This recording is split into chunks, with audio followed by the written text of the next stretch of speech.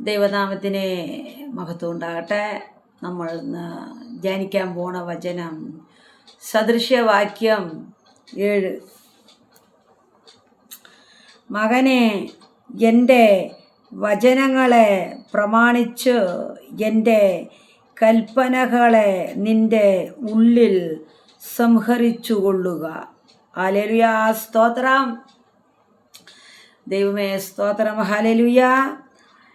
മകനെ, എൻ്റെ വചനങ്ങളെ പ്രമാണിച്ചു എൻ്റെ കൽപ്പനകളെ നിൻ്റെ ഉള്ളിൽ സംഹരിച്ചു കൊള്ളുക. ഹല്ലേലൂയ, സ്തോത്രം. കർത്താവിൻ്റെ വചനം നമ്മൾ ഹൃദയത്തിൽ സംഹരിക്കണം. ഹല്ലേലൂയ, സ്തോത്രം. വായിച്ച് ഹൃദയത്തിൽ സംഹരിക്കണം. കർത്താവിൻ്റെ വചനം വായിക്കാണ്ട് നമ്മൾ ജീവിക്കാൻ പറ്റില്ല നല്ലവരായിട്ട്. ഹല്ലേലൂയ, സ്തോത്രം.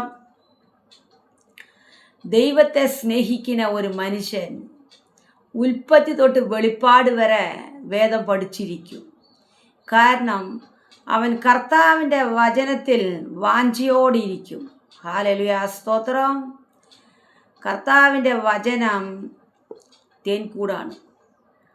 ഒരു തേന് നമ്മൾ നാവിൽ വെച്ച് രുചിക്കുമ്പോഴാണ് അതിൻ്റെ രുചി അറിയുള്ളൂ.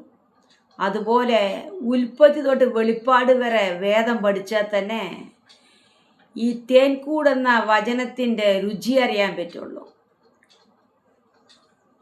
കുറച്ച് നമ്മൾ വേദം പഠിച്ചിട്ട് എനിക്ക് എല്ലാം അറിയും പറഞ്ഞിട്ട് നടന്നാൽ രുചിക്കാൻ പറ്റില്ല ദൈവമക്കളെ. അവൻ്റെ കുടുംബത്തിലെ കഷ്ടങ്ങൾ മാറില്ല, അവൻ്റെ മക്കളുടെ കഷ്ടങ്ങൾ മാറില്ല, മക്കളുടെ വേദനകൾ മാറില്ല, അവൻ്റെ ഭാര്യ ഭർത്താവിൻ്റെ വേദനകൾ മാറില്ല. ജീവിതകാലം മൊത്തം കരഞ്ഞും നിലവിളിച്ചും നിരങ്ങിയും ജീവിക്കേണ്ടി വരും. രോഗിയായിട്ട് കഴിയേണ്ടി വരും.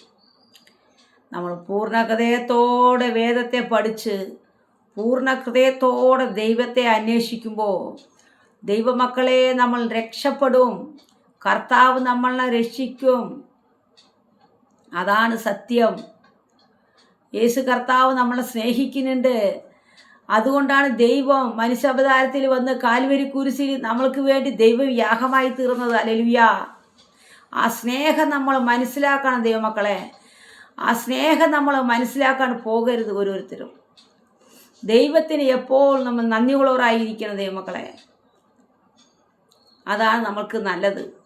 അല്ലെങ്കിൽ നമ്മൾ കഷ്ടത്തിലായി പോവും. ഹല്ലേലൂയ.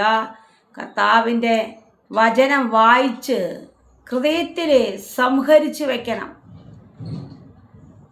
നാളെ മേലെ വന്ന് ഈ ലോകത്തുനിന്ന് ബൈബിളൊക്കെ നമ്മുടെ കയ്യിൽ നിന്ന് ആരെങ്ങി പിടുങ്ങിക്കൊണ്ട് പോയി കഴിഞ്ഞാൽ നമ്മുടെ ഹൃദയത്തിൽ കർത്താവിൻ്റെ വചനങ്ങൾ ധ്യാനിക്കാൻ പറ്റും. ആരും അങ്ങനെ പിടുങ്ങിയിട്ട് പോവില്ല. ദൈവം ഒരു നാൾ അനുവദിക്കില്ല. ദൈവവചനം പഠിക്കണം, ദൈവത്തെ പ്രാർത്ഥിക്കണം. ഹൃദയം കൊണ്ട് കർത്താവിൻ്റെ വചനങ്ങൾ ധ്യാനിച്ച് ധ്യാനിച്ച് ധ്യാനിച്ച് രാവും പകലും കർത്താവിനെ സ്തുതിക്കണം. ഈ വചനം ധ്യാനിപ്പാൻ ദൈവം നമ്മളെ സഹായിച്ച കൃപയ്ക്കായി സ്തോത്രം. നമ്മൾ എല്ലാവരും ദൈവം അനുഗ്രഹിക്കട്ടെ എന്ന് പ്രാർത്ഥിക്കുകയാണ്. ആമേൻ.